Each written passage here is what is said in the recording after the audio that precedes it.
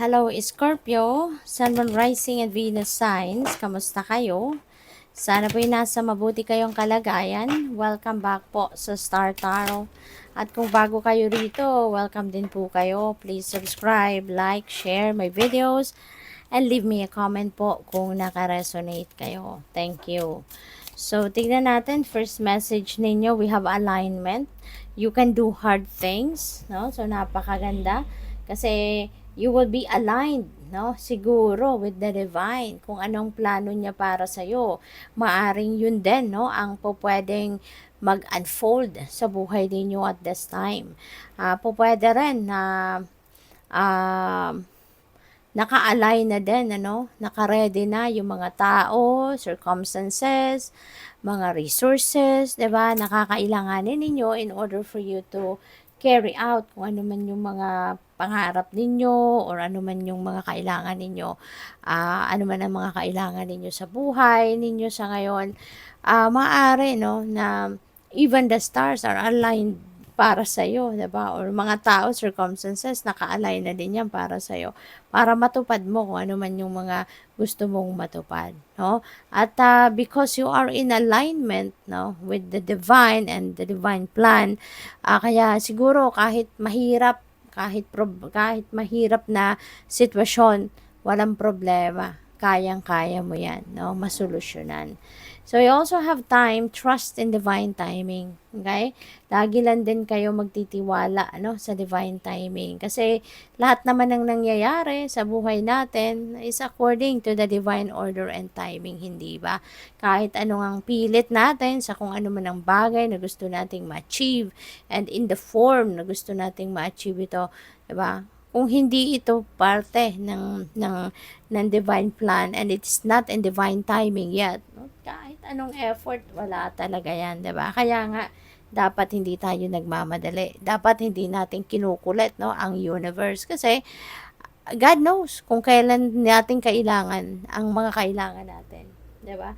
God knows kung anong kailangan natin. Kaya, huwag kayong mag-alala. Huwag kayong mag-worry na, naku, ginagawa ko, gustong-gusto ko to, tapos walang nangyayari, mga ganito, ganyan. Kasi, kahit yun ang gusto mo, kung hindi rin naman yun ang gusto na universe para sa'yo, hindi rin yan mapupunta sa'yo. Hindi rin yan mangyayari. Kaya, mas maganda na sumunod na lang tayo sa agos ng buhay, makinig tayo sa guidance ng divine, para alam natin kung anong kailangan natin gawin. 'Di ba? At magtiwala tayo sa kanyang timing. So we have obstacle, overcoming a blockage on your path. Alright? So, kung ano man, no, yung mga obstacle mo na po pwedeng, ano man yung mga obstacle na pwede mong ma-experience, 'di ba? Ano yan? Mapagtatagumpayan mo yan. Okay? Kasi walang problema at walang problema or walang obstacle na hindi mo masusolusyonan or hindi mo malalagpasan. Kasi lahat ng mga dumadating sa buhay natin, that is part of our soul's journey. Kaya, kung ano lang yung obstacle na nandyan, ano yung problema na nandyan, yan lang ang kaya natin. No? Yan ay kaya natin. Kaya yun lang ang binibigay sa atin. So, we have opportunity, the chance is in your hands sa ngayon, 'di ba? Kaya kung meron man dumating na mga oportunidad sa buhay mo sa kahit anumang klaseng larangan or anumang area of life, ano, kailangan lang, 'di ba, na anuhin mo siya. Kailangan lang na i-take advantage mo siya kasi ibig sabihin para sa iyo 'yan. At hindi dadalhin ng universe, no, ang mga oportunidad na 'yan sa buhay mo kung yan ay hindi nakalaan para sa iyo. Kaya once the opportunity knocks, 'di ba? Pansinin mo agad, 'di ba? Tignan mo agad.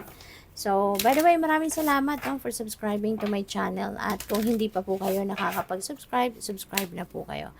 So, we also have release. It's time for releasing, no? It's time for letting go. All right? It's time for letting go of the things, people, situations na hindi naman talaga necessary na sa buhay natin at hindi naman talaga na maghahatid, no? Hindi naman talaga maghahatid ng magandang sitwasyon sa buhay natin. Okay? So, whatever it is, no? Whatever it is, kailangan nang i-let go sa ngayon. Alright? Para na you can make room para sa mga bagong pwedeng idala or ibigay sa'yo ng universe. Okay? Kasi ano na lang yan, kung hindi ninyo yan i-let go, whatever it is, no, na hindi naman nagsiserve ng best interest ninyo, it will just accumulate negative energy sa inyo. At saka malilimitahan yung mga oportunidad na pwedeng dumating pa sa buhay mo, 'di ba? Kasi you are still hanging on to old energies. Kaya kailangan nang i-let go mo na 'yan, okay? So we have black tourmaline. Ayan. So itong bracelet na to, black tourmaline. Ito, black tourmaline. At saka ito din si tourmalinated quartz ito. This is yung quartz at saka clear quartz ito. Clear quartz na meron siyang inclusion na black tourmaline. So, pag ganito, very powerful yan, very powerful yung energy kasi minamagnify ng clear quartz yung energy ng inclusion niya, which is in this case black tourmaline, which is si black tourmaline is one of the most powerful stone or crystal na nagpo-protect ng energy, so that is very beautiful protective stone, kumbaga. So, maybe kailangan mong proteksyonan ng energy mo, Kaya pumasok si black tourmaline. Maybe there are negativity, na po pwedeng nandiyan sa paligid mo, kaya kailangan mong proteksyonan ang sarili mo, proteksyonan yung energy field ninyo. And also, one of the, one way, 'di ba, of protecting your energy is also, yung pag-i-impose ng healthy boundaries, yung healthy boundaries para nang sa ganun mapangalagaan mo yung relationship mo with that person, anumang klaseng category of relationship ang meron kayo. Kung kung tawag dito, kung you're choosing to impose a healthy personal boundary. So at least, 'di ba, magde-develop diyan yung respeto ng bawat isa, magde-develop diyan yung mas magandang samahan, mas magandang rapport, mas merong paggalang sa bawat isa, sa limitasyon ng bawat isa. Kaya isa din yan sa pinakamagandang way, of protecting your energy and protecting yourself, 'di ba? Impose personal healthy boundaries. At saka yun nga, when you are going to dispel negative energy, sa paligid mo, sa living space mo, or sa sarili mo mismo, Tulad nito, you can wear, 'di ba? You can wear the black tourmaline, 'di ba, as a bracelet or jewelry, or 'di ba? Tulad ko, magkwento ko lang, sa asawa ko, binibigyan ko siya ng bag, yung maliit na bag, nandoon, meron niyang merong black tourmaline para protection sa kanya, at saka meron din sa bag niya ng turquoise, 'di ba? Kasi kung madalas nagda-drive, mas magandang meron kang turquoise sa bulsa mo, or kung ikaw mismo, yung babae ka naman, pwede ka naman magsuot ng bracelet, 'di ba? Or any kind of jewelry. So, yun. Kaya, importante, na meron tayong tulong. And aside from that, always call on the help of Archangel Michael to always protect you, 'di ba? Sa lahat ng mga kahit anumang klaseng negativity, 'di ba? Sa paligid ninyo. So, tingnan natin kung ano pa ang ganap. By the way, kung gusto po ninyo na mag-join sa membership, just click the join button po sa baba ng video. So, there is so much potential out there. Meron tayong opportunity card, 'di ba? So, potential, maraming potential out there, for various opportunities. Maaring po pwedeng merong unlimited source sa ngayon of opportunity, 'di ba? Kaya, take advantage of that every time, 'di ba, na merong kakatok na oportunidad sa iyo. Take advantage of that. Tignan ninyo agad, examine ninyo agad para kung pasok, 'Diba? Sa criteria ninyo, alam ninyong it will be beneficial for you, then go for it. 'Diba? So, what else? We have Knight of Cups. Meron ditong mag-o-offer sa inyo po. Pwedeng merong mag-apologize, merong magsusorry, or po pwedeng manliligaw. No? Kung single ka pa, pwedeng meron ditong manliligaw. Or baka you will be making new friends sa ngayon. No?